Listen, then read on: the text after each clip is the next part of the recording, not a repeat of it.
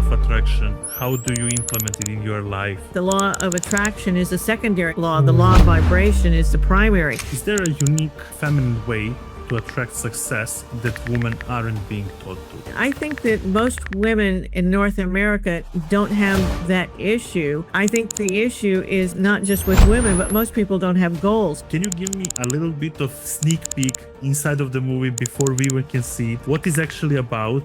What can we expect to see in the movie? Is there something for us to learn in the movie what we never see or never learn? It's not just about his life. It's not just a biography. It really talks about the things that he had to overcome. And we do it in such a way that there's a lesson there for each individual. What did you build yourself that you're most proud of as an entrepreneur and as a person who was driven and discovered the wisdom and the strength that you can also lead the business and that you don't have just to work for somebody and for salary? Well, I mean, Bob and I worked together for a while, but we didn't work together all the time. I learned how to build a business. I learned how to take risks. I learned how to work with people. I learned how to... Was there ever a time you didn't believe in yourself? Was it hard to find your own voice in the world often see you as a Bob Proctor's partner in life? What does wealth for you mean now after so many years of living with Bob and being surrounded with him, learning from him? And what was for you wealth back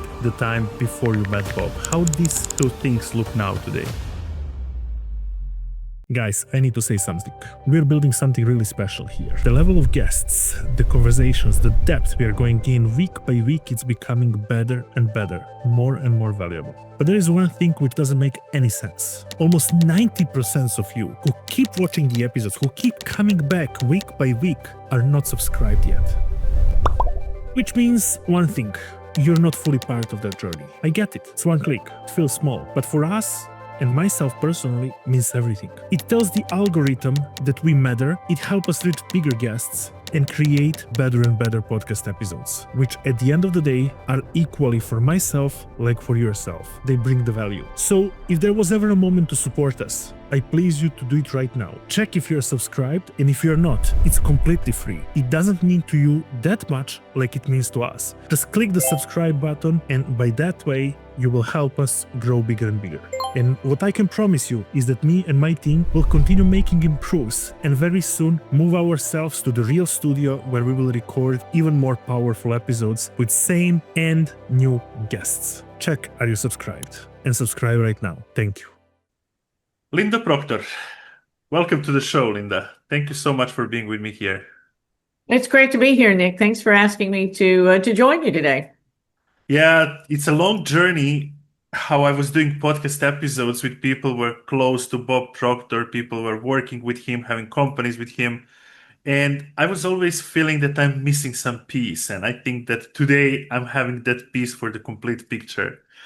But before we even start and speak about all of this, I know that Bob and you met 1979 in Atlanta, but I want to go a little bit backwards. So please tell us, who was Linda Proctor before meeting Bob Proctor? Well, it's interesting because, you know, Bob often talks about circumstances, and it was really, I believe, if there's no such thing as really serendipitous, but serendipitous set of circumstances that put us together right out of university. I got married. In 3 years of marriage, husband passed away from cancer, and I had just had a job that was pretty much like a support role to his income, because he was a couple of years old. He was about 3 years older than I was, and when he passed away, all of a sudden I realized I needed to really think in terms of a principal income, because I needed to support myself, not be a support income to a family of two. Mm-hmm. And that really caused me to take a leap of faith and go into straight commission sales, where I was trying to increase my income dramatically. I was not good at it. I was terrible. And it was 4 years later that I actually met Bob in a seminar in Atlanta, which is where I had been living. And that's really how we met. Bob was working for the company that I worked for. It was an insurance company, he came in there to up sales. He did, and mine as well. I think when I met him, I was earning about 24,000 a year, and following what he had said, and of course by the time my income increased, we had started dating. But the combination of all the above, my income had jumped to just under $500,000, and it was a pretty amazing trajectory, even for me. I mean, I don't think I really realized at the time how much my income was increasing until at the end of the year when I really had to do my taxes and looked at the bottom line and thought, oh my gosh. Whenever you come to the salesperson will tell you, I know how to help you. We are having perfect solution for you. But in fact, you have a great product, you have a great offer, you know that you can help so many people, but your sales still inconsistent. Why it's like that? Because you misunderstand two basic principles. And let me tell you something, it's not economy, it's not war, it's not current president or political situation, none of that. Because simply you and money were always on the same planet, planet Earth. You never left the planet, and most likely money never did it, right? The only two ways are the reason why it's like that. Number one thing, which can be the reason, is that you don't know the right way of presenting your offer. Number two can be that you don't know the proper way to whom to present it, which boils down to you don't know to whom to sell, or you don't know the right way to speak to the people to whom to sell. I have been scaling in the past 10 years multiple of my own companies and companies of my clients from $0 to $200,000 in sales, being in China, selling physical perishable items like food and beverages, and without speaking Chinese, without writing Chinese, and without knowing how to sell to Chinese people. But I knew one core principle, and this is that psychology of people never change. So I knew to whom to sell, and I knew exact way how to present my offer to them. I was scaling up my digital businesses to hundreds of thousands of dollars, again understanding two core principles: to whom to sell, so who can benefit from my offer, and the way, when, and how to present them my offer. And there is no magic and there is no secret behind that. It's really easy to understand it. But in order to this video be very short, I put all of this together in the school community, which is completely for free. You can join it right now, clicking on the link below in the description box, and you can discover these two principles. It will take you a couple of days to figure it out yourself and to practice it, and then your sales will become consistent. Until then, see you in the school community. Bye for now. Yeah, can you tell me, did you believe in what he was doing in that time on that exact webinar when you came there? How did sound this for you? Well, it was live because back in 1979 when we met, they were all live seminars because there weren't any webinars, there was no fax, there was no internet, there was none of the modern technology. I was in the insurance industry, and most of the people that the company had brought in to work with us really talked about skills and presentations and things that were fairly technical to help us improve those areas of our business. But Bob didn't talk about that. He talked about us. He talked about goals. He talked about self-image. He talked about different things. And at the end of I think he worked with us for 6 or 8 weeks, but one day a week for 6 or 8 weeks. So it was a full day for about 6, like I said, either 6 or 8 days. At the end of the time, he asked us all to write down on our business card our commitment that we would do 2 things: be in front of someone every morning at 9 o'clock and ask everyone to purchase $100,000 worth of life insurance. And he had learned some things about the insurance industry that made those 2 things very relevant. The insurance company had just sort of progressed to the part where there was direct deposit. Before then, agents had to go out and collect the money because there was no the banking didn't facilitate direct deposit. And so now all of a sudden, people that were used to spending their days, agents spending their days collecting and seeing clients in the evening, were now spending their days doing not much of anything, but still seeing clients in the evening. And so by asking people to be in front of someone at 9 o'clock, he was getting the agents out and working all day long, really. And so Bob had a real knack to be able to see holes in how people were working and how they were spending their time, where he could show them how to be more productive. And that's exactly what he did in the insurance industry. And that's why sales rose so dramatically. I remember a private conversation with Bob during that time. And he asked me, he said, "What are your goals?" And then he asked me, he said, he said, "Tell me how you work." And I explained it, which was pretty much like I just described. And he said, why do you do it? Why do you work that way? And I said, because that's how I've been trained. And he said, who do you go to for advice? And I said, well, my sales manager directs me, but they're directing me to do this. And he said, who else? And I said, well, there's a group of us who get together in the office and we share information. And his comment to me was, what are they earning? And I said, about the same. And then he quoted Carlyle, who said he didn't believe in the collective wisdom of individual ignorance. And that was all of us. None of us could have come up with a new novel idea because we were all in sort of the same boat. And that really, taught me a lot that, if you really want to make headway, you've got to go to someone you've got to change your environment. You've got to change your mentors. That was really the thing that changed for Bob when he met Ray Stanford, his first mentor. Ray was on a totally different level, a totally different mindset than Bob, and the association with Ray really elevated Bob's perception of himself as well as what he was capable of doing. And certainly that was the same thing that I experienced in knowing Bob, introducing me to other people that thought on a much different wavelength than the people I was hanging out with. And I think probably that more than anything, changing that environment of who I was hearing conversations from and getting information made a huge difference in my results. Absolutely, because most of the times ourselves, when we are surrounded in a certain environment, we start picking up all these informations from the environment, and we never try to unzoom us out of the situation and see what's the problem.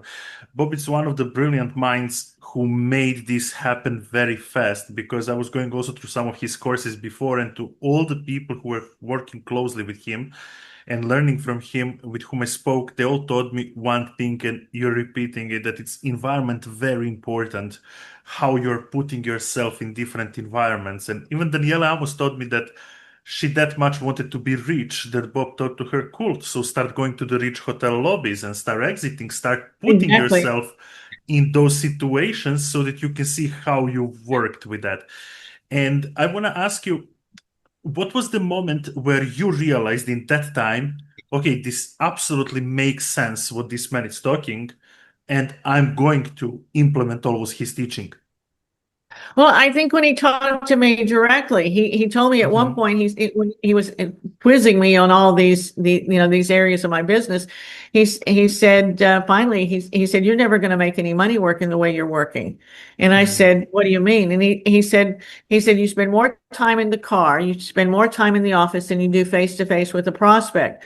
And then when you get in front of a prospect, you try to figure out what they can afford rather than what they need. He said, you're not doing the job the company hired you to do. You're not doing the job your client needs you to do, and you're not doing the job you need to do for yourself. He said, nope, there's no winner in how you're working. He said, you've got to work differently. And he said, you've got to get people coming to you. Well, I mean, I just quit listening, I'm sure, at that point. And I said, do you know how many insurance agents there are just in Atlanta alone, which is where I lived, Atlanta, Georgia? And he said, no. And I said, thousands, tens of thousands. And I said, they're not going to come to me when they can get anybody to come see them at their house, which is how a lot of the business was transacted back then. And he said, but if you have something unique, they will. And he introduced me to some people who did have that setup where they had people coming to them because they did do something unique. And he introduced me to them. I spent some time with them. I got some ideas and I implemented it. It was not easy. It was uncomfortable because it wasn't a skill set that I really had. But Bob had a lot of confidence in me. And I think because of that confidence, I just kept moving forward and proved to myself, probably more than to him, that I could do it. Was there ever a time you didn't believe in yourself? You said to yourself, like, okay, this doesn't work. This is probably a lot of theory. No, I really didn't. Not after I met Bob, because he was so convincing, as you know. I'm sure that if you asked that of Bob, he would have said a different answer. When in the movie that we're making about Bob's life, we talk about how Bob had a great family. He had a very good mother. He in a loving environment and supportive, and really wanted the best for him. but he started hanging out with a group of young guys when he was about 12, 11 or 12 that were sort of shiftless. They weren't really going anywhere. They didn't have any drive. They didn't have any ambition, and they were getting in trouble and stuff. Nothing big or bad, but just, little things here and there. And Bob started going down that path. He quit school in the ninth grade. He joined the Canadian Navy at 16. He forged his mother's signature, and she could have stopped it, but she said she thought maybe the discipline would make a difference. He got out of the Navy 5 years later, and he was at just a rank higher than what he had gone in at, which was required. He did nothing to distinguish himself as a good sailor in the Navy. He came out and he picked up that shiftless sort of life that he'd had prior. And I think that, in talking with his brother and sister, they said that he didn't think he could do anything because he didn't have an education. He didn't have work experience. He didn't have any of these things. And that was, he was really hoping something miraculous would happen, and fall into his lap, because he didn't think he could control his destiny at that point. And he didn't believe in himself. And that's when at 27, he met Ray Stanford, his first mentor. And the turning point was that Ray believed in him. Ray was someone he respected. Ray had results that Bob didn't. And because of that belief, and because Bob was really ready to change his life, things really turned around for him. And so you can see the importance of Bob stopped hanging out with the sort of shiftless friends that he was hanging out with. He started hanging out with Ray Stanford and the people he was introducing to. So the environment had shaped Bob's life from about 12 to 27 with the friends he was hanging out with. But as soon as he changed that environment and started hanging out with people who had drive, who had ambition, you can see that Bob had a lot more potential than he would have ever imagined he had, that came to the surface because of the working with Ray Stanford. And I think that's the way it is for all of us. And I think that's what happened with me. I didn't really think I had the potential I had, but as soon as Bob started believing in me and started pouring information into me, I believe that I rose just like I think most people do when they're in that sort of environment. And so that's why it's so important that we hang out with good people. That's the reason that we want to hang out with good coaches and mentors and have that support to really bring out the best in all of us. Yeah, and I know that somewhere in your late 20s and early 30s, you start traveling with him. And that's how everything started on. You started probably joining his speeches all around America and the world itself. I want to ask you, what was your driving force? What you saw in yourself to say, like, yeah, I want this life? Was it love in that moment and that you felt something towards Bob? Or he managed to awaken something in yourself, what it was deep in you? I think it was a part of me. When my first husband died at 28, and I was all alone. My mother had died 3 months before that. And so although my dad was still alive, I had younger sisters who were still at home that he was looking after. And of course he had his own grief and also the responsibility of looking after my sisters.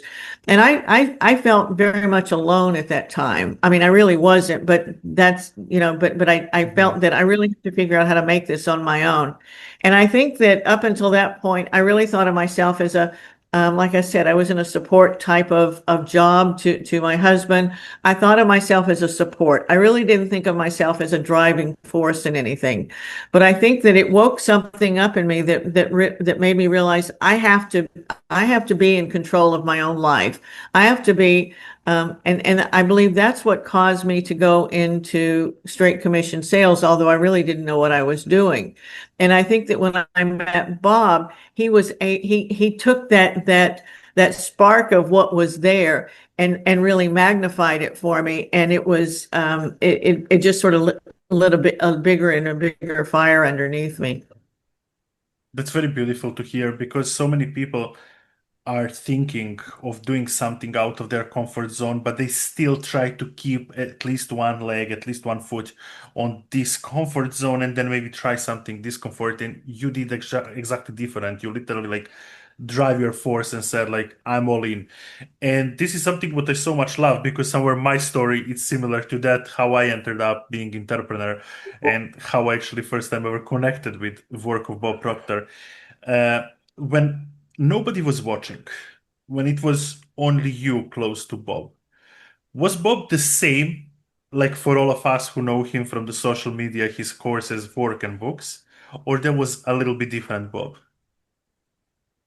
Well, Bob was actually a very shy person. I mean, he came alive when he got on stage because he was so empowered by the material to get it out and to help people make a difference in their own lives, to wake them up like the material had awakened him. But he loved to. He was a very quiet person. He liked studying. He got up every morning around 5 o'clock. He would once the studio was built and behind our home, he would go out every morning around 5 o'clock and he would study and he would read and he would do his gratitude. Then around 6, if it were, say, the summertime or spring when the weather was nice, I would join him for a coffee or a tea in the morning. We would sit outside and talk about what he read and what he studied and things like that. But no, he was very focused on his work. He was very focused on. He had a very calm. He was very calm. He was a very calm. He was a fun person, but he was extremely calm. He was not off the stage. It wasn't like this and this, his Yeah. his energy and stuff. He was very quiet and calm. One thing which somebody shared with me, and this may be Karen Brook, she told me that what was very interesting is that Bob was never using black jokes and never joking on a people with some energy which can provoke negativity. That he was truly living what he was preaching to all of us through his videos and books and materials, and that his voice was even calm. And I said to her, absolutely, because every his video is convincing you with certainty through his tonality. He doesn't need to explain you really on the board what he is speaking or through visual way. As soon as he say it out, you could build a trust, and you could know, okay, this man is really speaking something what I should now see how to implement. My question to you is, have he ever dubbed himself in something new he was doing, in some book he was writing? Was he ever having a Did self-doubt? he ever doubt himself? Yeah. No, no, I don't think he ever Wow. did. Bob really guarded his thoughts. He was very careful who he associated with. He was very careful conversations that he engaged in. You couldn't provoke him to talk on a subject that he didn't want to talk about. For example, if someone wanted to debate something politically or religious or scientific, he would say, I don't, frequently his answer was, I don't know enough about that to have a discussion. He might have opinions and but he wouldn't go down that path and get into that sort of energy. He knew that to accomplish what he wanted to accomplish, he had to be in control of his energy. He had to be in control of his focus and his thoughts. And he stayed that way and stayed calm all the time. He just didn't, he just didn't deviate from that. That's absolutely brilliant. He was literally protecting his mental fortress on every Totally. level. I mean, that's the reason so many people don't accomplish anything, because they get involved in this conversation and that conversation and this debate and that. I mean, he just didn't go into that space. He just wouldn't talk, and he didn't demean people because he knew that when he did, it was an energy that he didn't want to be associated with. So I mean, he wouldn't criticize, he wouldn't try to convince you to do something against your will. He just stayed focused on what he needed to do. He would offer help to people who asked for it. He wouldn't offer help if he wasn't asked. And he just stayed focused. He absolutely protected his energy. And this is fabulous. He was not pouring energy in topics which cannot give him anything back or which are not his field. This is very Or important wait, but because, more importantly, not give him anything back, but would draw from the energy he had. I mean, yeah, that's probably the most important thing. absolutely. And Linda, we're speaking a lot about Bob, but I know that you were a builder, a visionary person, working also with him. What did you build yourself that you're most proud of as an entrepreneur and as a person who was driven and discovered the wisdom and the strength that you can also lead the business and that you don't have just to work for somebody and for salary? Well, I mean, Bob and I worked together for a while, but we didn't work together all the time. I really wanted to do my own thing, and I felt that was the only way that I could really develop properly. If I stayed working with Bob, I would have been supporting him as opposed to really developing myself. So I went out and worked in other ways. But I really, I learned how to build a business. I learned how to take risk and not see it as a risk. I mean, I think that the risk we have is that we don't take a risk, I learned how to work with people. I learned how to go outside my comfort zone, which was to do something like this. Like I really, when I first met Bob, I did not like speaking in public, which is probably why I didn't do well in sales initially, because I really just didn't feel comfortable working with other people. I'm probably like Bob a lot in that I'm not as calm as he was, but I'm still not I'm more shy than not. Was it hard to find your own voice in the world often see you as a Bob Proctor's partner in life, Bob Well, I didn't Proctor's really life? pay attention to how they saw me, and I mean, when you're with someone like Bob, you know that he's going to be that he's going to be a central force, and which of us got the most attention was never part of my part of my thinking. I was just trying to become my own person and to be as good at what I was doing as I could, and that was really my only focus. I really didn't pay any attention whether I got recognition or what. That really wasn't part of my consciousness. Do you think that this is the biggest asset in mental strength? Not thinking, oh my God, what will they think about me? How do they see me? What are they talking about me? I don't know. I mean, I just know that it didn't bother me. I was happy that he was my husband. I was happy that he supported me in anything I did. I was happy that if I asked for help, he would give it. He never offered help to me. He let me succeed and fail on my own if I so chose. But but he was always there to congratulate me and whatever successes I had. And I think that's all we need is a good environment and the and the Support. support, Yeah. to move forward. And that's exactly what he got. And that for me was enough. It may not have been enough for someone else, but it was fine for me. I wasn't trying to compete with him at all. I mean, it would have been an impossible situation. And I think if I had that mindset, I probably would have needed psychiatric help because you just couldn't compete with him. Yeah, he is even today a giant, a titan among all entrepreneurs. And one thing, I never shared this. I shared only with Brian, with one audio message, and I'll share it now with you and with audience. After me doing with so many people podcasts who were working with Bob Proctor, some of them were learning from him, some of them were creating offer together with him. And I found out one thing, and this is that all those people, as soon as you say word Bob, you don't need even to say the surname Proctor. Their association is immediately on a man who is beautiful, by soul, by brain, brilliant, the person about whom they can speak just positive words. And this is brilliant. And I remember myself right after one podcast episode, I walked to Wind My Brain and I decided to leave a message to Brian. And I said, I'm so amazed by the legacy Bob left that even it will pass decades, maybe even a centuries after he's not anymore with us, that he will still be present with us. Because all what he did for people, all what he taught people will never be forgotten. And the way how people speak, it's a true legacy. And I really, really, really admire this point. And that's why I fully understand you when you say that it would be even crazy to try to compete with him in any matter of. This is really brilliant. I think if I could add, one of the things I think that made him so special, he wrote a book You Were Born Rich back in 1984, the first book he published.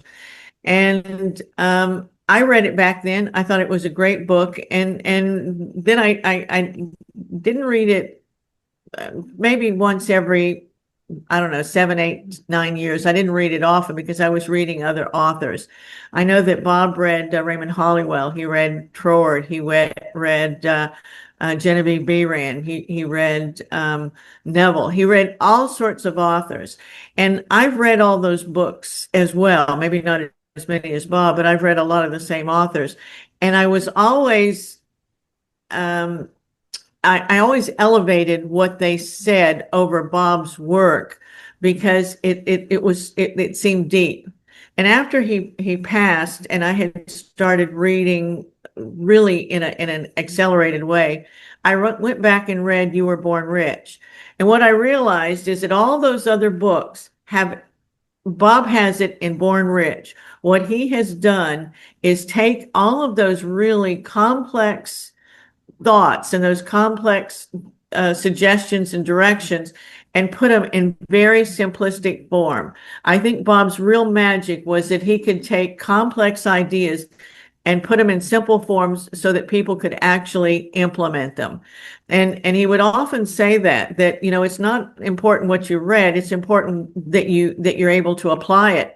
And if you're not applying it, then you really haven't understood what you've read. You really haven't internalized it. And it was that internalization and expression that was the most important thing. And so Bob always read from the perspective, how can I use this information? How can I internalize it and express it? And then he wanted to simplify it so others could do exactly the same. And this is brilliant. The way how he used to explain, even in his courses, which I was studying and so on, it's very applicable. You can just take it down, that idea, put it on the paper, give some thoughts, give some energy to this, and you can see yourself going that path without thinking, oh my God, that's a science fiction, I cannot do it. People literally were, after taking any piece of his content, especially YouTube channel nowadays, you definitely cannot watch it and say to yourself, oh, I cannot do that. No, you can, 100%. Because the way he was explaining is on multi-levels. Literally everybody can do it. And this is really brilliant. When it comes to transformation, what has Bob passing through you about life, about death, and about soul connection? I'm not sure I understand the question. What has Bob passing taught you about Well, life I and about think that I death? realize, yeah, no, I get it now. I think that up until when Bob was still around, I would go to him and I'd say, can you explain this to me? Can you, I would rely on all his many decades of study to explain something if I didn't understand it. And I think I studied with the idea that it made me feel good, but not that I was always reading like he did. To how can I use this? How can I internalize this and express it in my results? And I became acutely aware of that. I also became acutely aware of how generous he was. I mean, we were both, if he wanted to give money away for something, he would always, not always, but frequently he would say, I think we should give X number of dollars to this or to that or to this person. And he would say, what do you think? And I'm going to do a sidebar here. If I didn't say immediately, I think that's a great idea, he'd say, forget it. Because he said that giving should be spontaneous. And if I didn't answer immediately, yes, let's do it, he said, it's not spontaneous, we won't do it. And so he was always about, giving has to be something that's spontaneous. But I thought I need to be more like him. One of the affirmations that I write every morning is that I'm so grateful. I'm trying to think of how I write it. That I'm being guided by Bob's presence, that I'm being inspired by the lessons I learned from him and working to implement them. And that's really what I try to do every day. He left me with so many lessons, and when he was around, it was so easy to do them, but it became more difficult after his passing. Yeah. And I think he he instilled in me the desire to be a better person and to do it on my own and not just because I lived with him. And I heard from so many people after his passing that said exactly the same thing, that, they were inspired to read more. They were inspired to try to implement more. They were inspired to do more, that his passing caused them to sort of step up. And I think that's what it instilled in me as well. Absolutely, and this is brilliant. And I just want a little bit to go backwards to this where you were speaking about giving money. Daniela almost break down this theory a little bit with me, that in the certain moments where she felt that the money doesn't come to her for whatever reason, that it's just Right. energetical way, that she cannot attract it to her life, Bob taught her that in certain moments she has to give away some money to make that momentum, to make that energy of circulation of money. I would like to hear it from you. I would like to hear it. How would you break it down and how this actually works? Because I think that this is very, very important. Because most of the people, if not almost everyone, as soon as money gets to be tight, the new client is not coming, the new sale is not coming, people are closing up. People are closing zippers on all the wallets, putting all the credit cards in the pockets and saying like we are in the safe mode. Bob was actually doing absolute different. Can you a little Totally. bit give me context of this, please? Well, I think he learned it from his mother, and there was a story, and I'll go back to his mother back in the 1940s when his father was at war. Money was really tight. His mother was working, supporting the three children, Bob and his brother and sister, and her mother, who looked after him while she worked.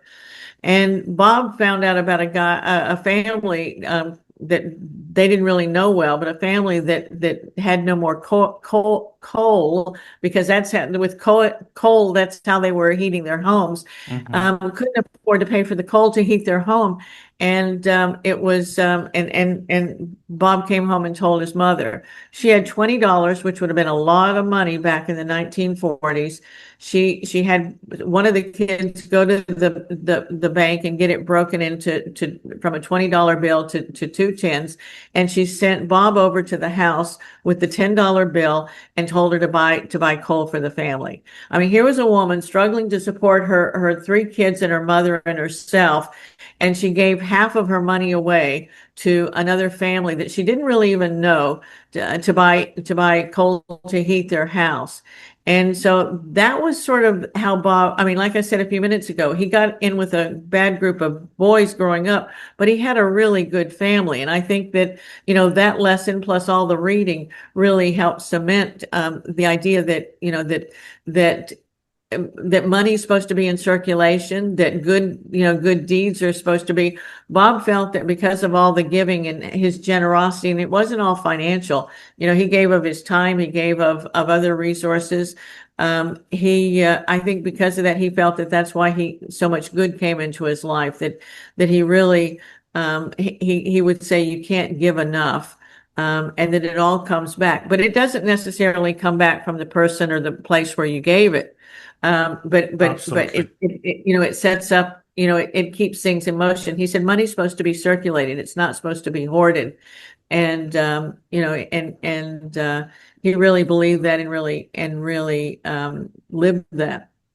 And this is brilliant. This is the first time ever I hear that story. And I can imagine actually giving of half away, having a family, having a certain problem. This is That you didn't exactly even know. opposite. Yeah. And this I is mean, it was exactly like the opposite what opposite to people what do. most people would have done. They would have said that poor family. But Yeah. that's not what happened. And Bob saw that, in real life. And I think, the example of his mother really stuck with him, and he embodied that for his whole life. And one more thing I want to ask you, and this is my perfect chance to learn it. So many people are speaking of concept of law of attraction. So many people broke it down in a different way. And they're having their own theory how it works, and they're having their own interpretations. But I want to hear from you your interpretation of law of attraction from being somebody the closest to the person who did a lot about that and who was teaching this for, I would say, for 5 decades, 6 decades, right? So can you tell me, how do you see law of attraction? How do you implement it in your life? How do you practice it, better say?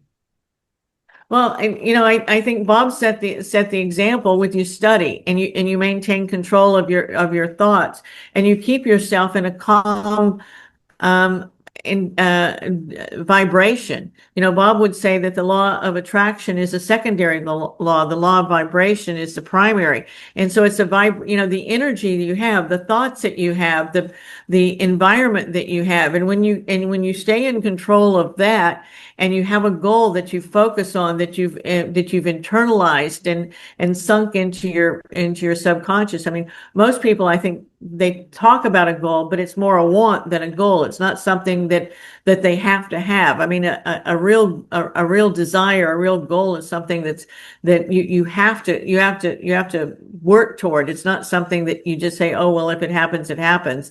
And when you have that desire, that goal, when you control your environment, you set yourself up for all sorts of good that you will attract to you because of that. But the environment, we started talking about environment. Environment is critical, and environment is like the ecosystem. Like you look at environment, and Bob taught desire and self-image and responsibility and all these things, but they're not gonna develop properly if you don't have the right environment. Just Absolutely. like a ground and plants. And so you really, Bob was always very, very cognizant of that fact as well. And what does wealth for you mean now, after so many years of living with Bob and being surrounded with him, learning from him? And what was for you wealth back the time before you met Bob? How these two things look now today? Well, probably like a lot of people, I met Bob when I was 28. So back then I was struggling to move forward financially. So wealth looked like having money in the bank. It looked like being able to pay my bills. It looked like that. Today wealth looks like it's an abundance of family and friends. It's work. It's fun. But money. Being financially able to not just take care of yourself, but take care of others. Be able to one of the affirmations I say every day is, I'm so grateful that I have the ability to support and help others, others. And I think that was always Bob. I don't know that Bob ever wrote it or it was ever one of his affirmations, but I think you want to be in a position where you can help them. And it doesn't necessarily mean with money, but that is a wealth. That is something that you can give and something that you have to do. But I think you've got to be wealthy in many areas. I mean, it's family, it's friends, it's work, it's fun, it's all of the above. And this is brilliance. This is actually the whole point of life, feeling like that and going through life like this. And I would like to ask you, is there a uh, unique feminine way to attract success that women aren't being taught to? Is there something what female women, of course, can do, but if somebody need to tell them the way to think, the way to operate, the way to behave themselves, going through life, going through entrepreneurial journey and attracting the wealth in their life and certain success? Well, I can only speak to North America, Hmm. because I'm not as familiar with different cultures, but I think that most women in North America don't have that issue. I think the issue is not just with women, but most people don't have goals. Most people just they How do you fall mean? in How do you they mean don't fall have into a goals? job. Sorry. How do you mean don't have goals? You mean their goals are not defined or? Yeah, I mean, the statistics say that only a small percentage of people actually have a goal. I mean, most people, get out of school, whether it's high school or university or whatever, and they take a job and they fall into whatever they're going to do. They Mhm. never really design their life. They never really say, this is what, most people just take, much like Bob did, take what's offered and hope that they can move up in that life, but never really think of that they have the ability to do more. And I think that's not just women. I think that's men as well in most cases. Mm.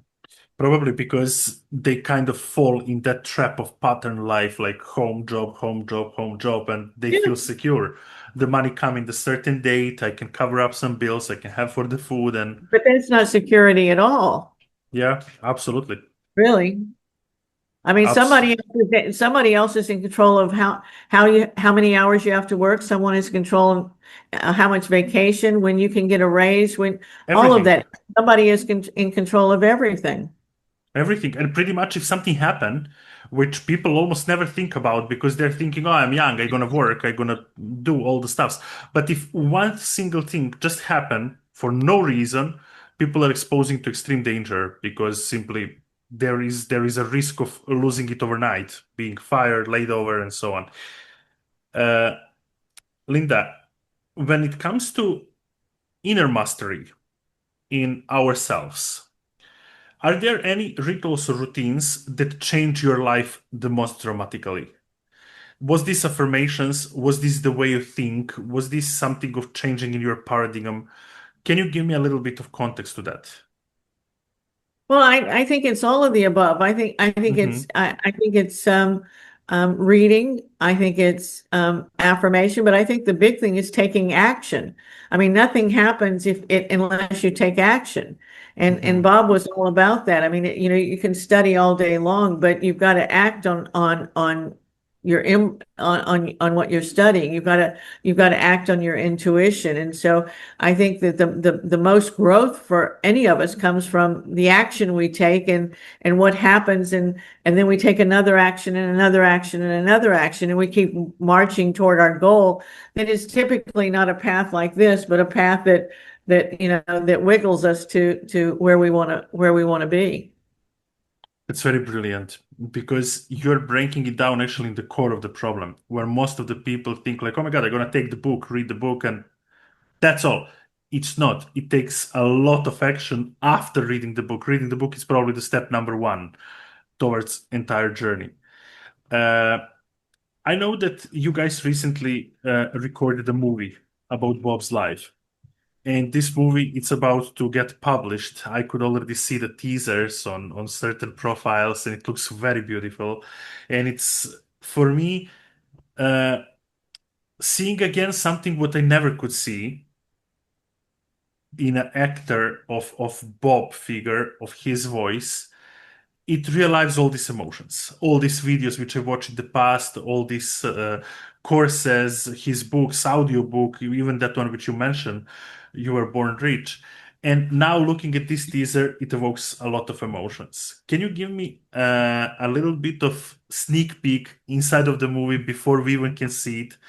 What is actually about? What can we expect to see in the movie? Is there something for us to learn in the movie what we never see or never learn?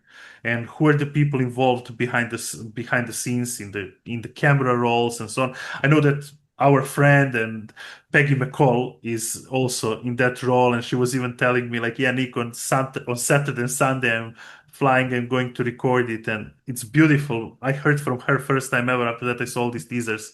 So let's deep dive into that a little bit. Now, Bob's brother and sister are in it.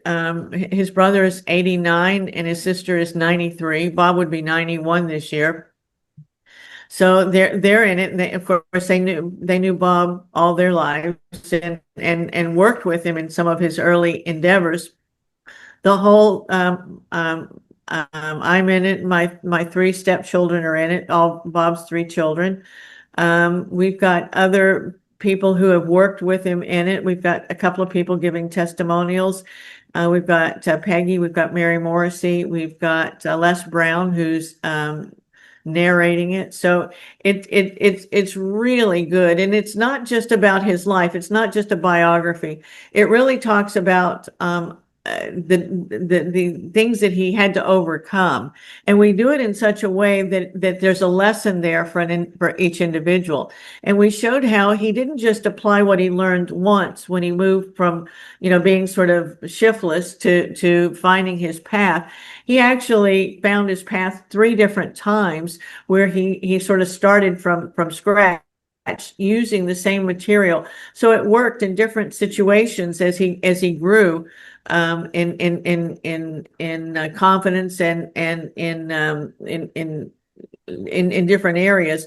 But it showed how that the application of this can just continue to take you higher and higher and help you find your real purpose and your real calling. So it's a brilliant movie, really talking a lot about the issues Bob had. I mean, one of the things that we try to bring out is Bob never talked about all of his problems, because if he would have been back in that energy, and he never would go back into that energy.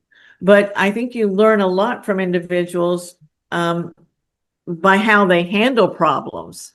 And so if there's one really big behind the scenes thing, it's how he handled a lot of the issues, so that it gives people, let's say, a model in terms of what is possible if you handle it in a particular way. Was there some scene very emotional to recreate or to record or to speak about during the movie?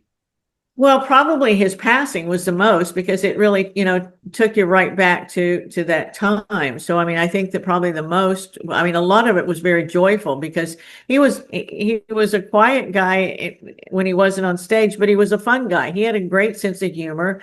I mean, we enjoyed doing things and just sort of going off on our own and spending time together. And he was very into his kids and his grandkids, and he was a family man, although they didn't get the same amount of time as a lot of fathers that don't travel. But he was very much into them. He didn't get the opportunity to see people as much as he probably would have liked to, because of his travels and his work, but he was great at calling people. His brother lost his wife December of 2020 to COVID, and Bob passed away February 3rd, 2022. And Al told me, his brother, that every day after his wife passed, that Bob called him every single day, that he didn't miss a day. Bob did the same thing with other relatives that lost individuals about the same time.